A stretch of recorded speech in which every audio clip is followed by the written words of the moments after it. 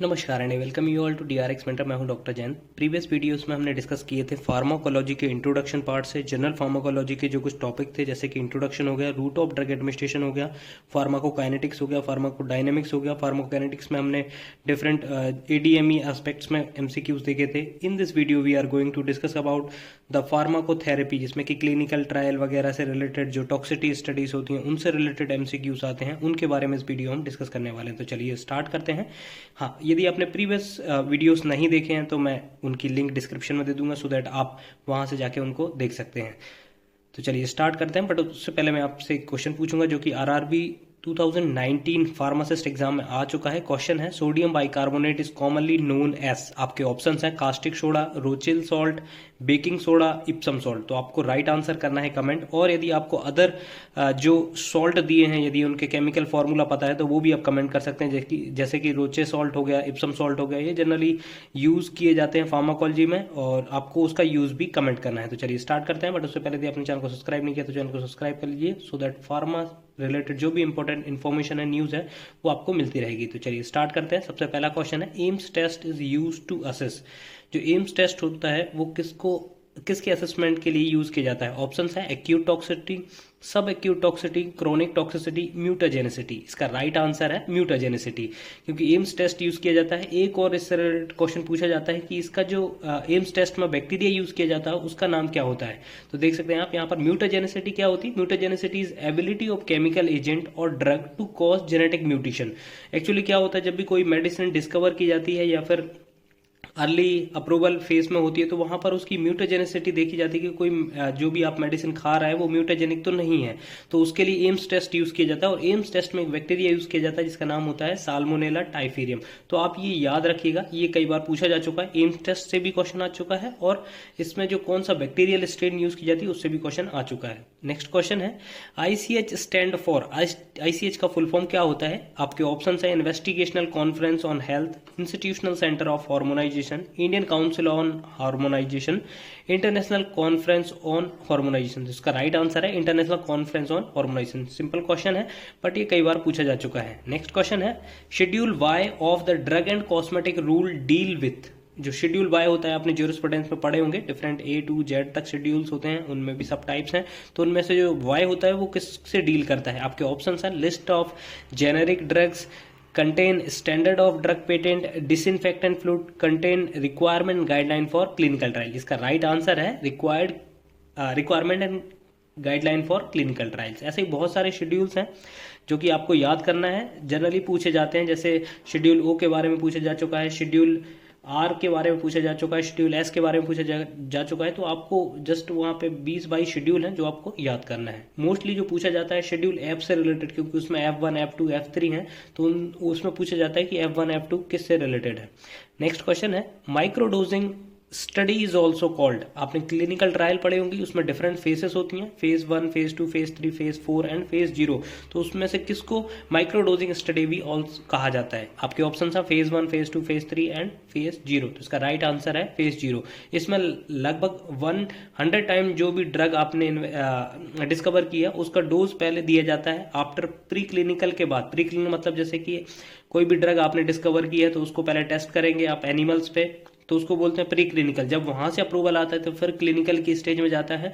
और क्लिनिकल में सबसे पहली जो फेज होती है वो फेज 0 होती है, जहां पर जो भी ड्रग आपने डिस्कवर किया उसका 100 टाइम डोज रिड्यूस करके उसको फिर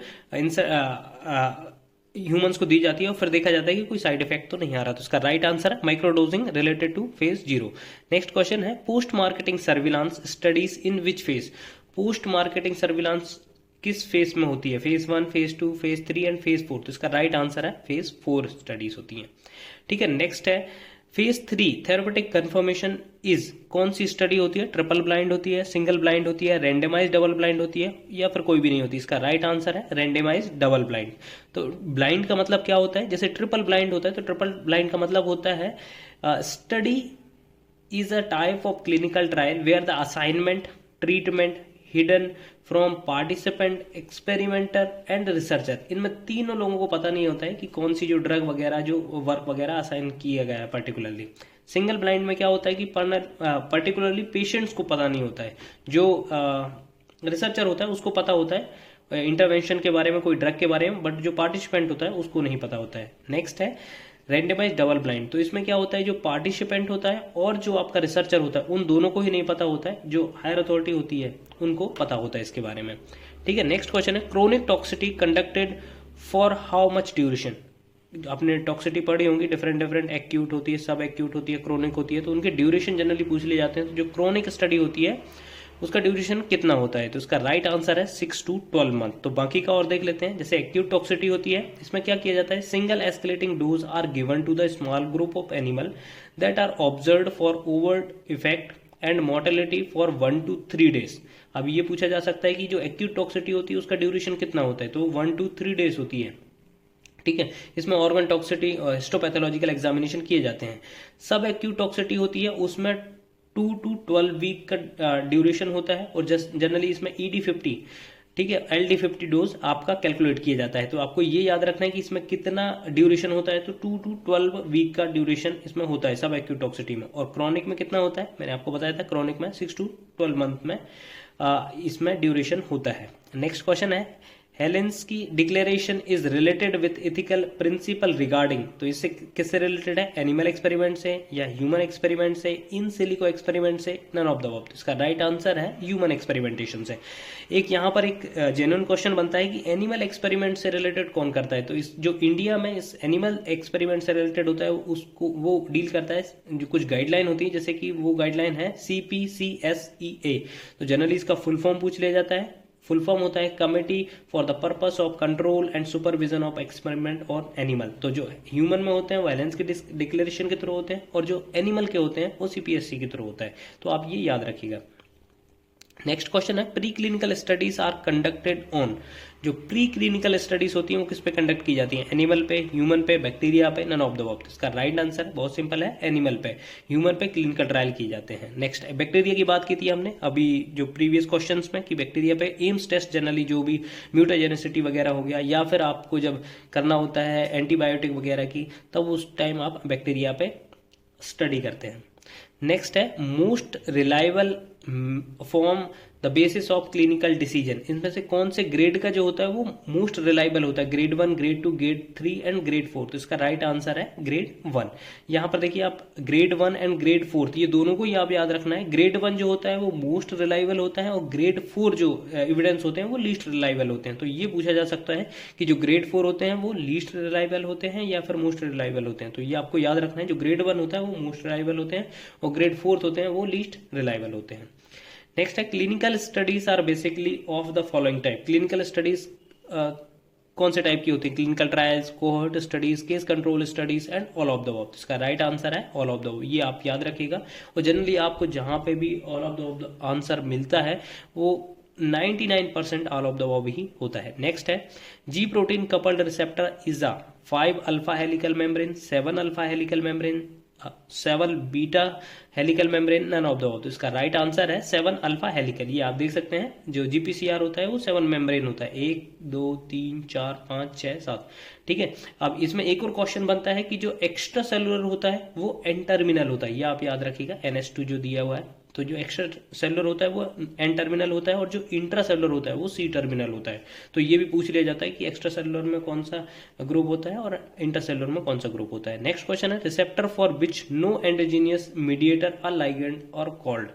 जिस रिसेप्टर का कोई भी एंडोजीनियस लाइगेंड नहीं होता है उसको क्या बोलते हैं, active receptor, silent receptor, orphan receptor, none of the above. इसका राइट आंसर है ऑर्फन रिसेप्टर। ये आप याद रखिएगा। ऑर्फन ड्रग के बारे में आपको पता है, ऑर्फन ड्रग यदि आपको पता है तो कमेंट कर सकते हैं ऑर्फन ड्रग क्या होती है और कौन कौन सी ड्रग ऑर्फन है अभी। 14th है occupation of receptor theory is given by. तो ये क्वेश्चन जनरली ये पूछा जा चुका है 2-3 एग्जाम में। इसका ऑप्शन है क्लार्क, इलरिच, फ्लेमिंग, डार्विन। तो इसका राइट आंसर है क्लार्क ने। इलरिच ने जो कीमोथेरेपी रिलेटेड है वो दिया था, फ्लेमिंग ने जो पेनिसिलिन होती है उसकी डिस्कवरी की थी। नेक्स्ट है an agent which activate a receptor to produce an effect in opposite direction to that of agonist. तो इसका ऑप्शंस है एगोनिस्ट क्या बोलते हैं उनको, inverse agonist, antagonist, partial agonist. तो इसका राइट आंसर है इनवर्स एगोनिस्ट, क्योंकि जब वो पॉजिटिव डायरेक्शन में जाता है तब उसको एगोनिस्ट बोलते हैं, लेकिन यदि उसके इफेक्ट को ही ब्लॉक कर देता है उसको एंटागोनिस्ट बोलते हैं, लेकिन उसके रिवर्स में जाता है मतलब माइनस में जब कोई इफेक्ट आता है तो उसको इनवर्स एगोनिस्ट बोलते हैं। और पार्शियल एगोनिस्ट जैसे कि यहाँ पे आप देख सकते हैं, agonist an agent which activate a receptor to produce effect similar to that of physiological signalling molecule. मतलब जब सिमिलर टू जो लिगेंड होता है उसके सिमिलर उसका इफेक्ट आता है तो उसको एगोनिस्ट बोलते हैं। इनवर्स एगोनिस्ट उसके अपोजिट होता है। Antagonist does not have any effect, उसके इफेक्ट को ब्लॉक ही कर देता है, ठीक है। Partial agonist an agent which activate a receptor to produce sub maximal effect but antagonize action of full agonist. जब फुल एगोनिस्ट होता है तो उसको एंटागोनाइज कर देता है। तो ये होता है पार्शियल एगोनिस्ट। तो ये आप याद रखिएगा, सिंपल डेफिनेशन से क्वेश्चन बनते हैं, उसमें पूछ लिया जाता है। ये क्वेश्चन आई थिंक CCRS का जो एग्जाम हुआ था रिसर्च असिस्टेंट का, उसमें पूछा जा चुका है।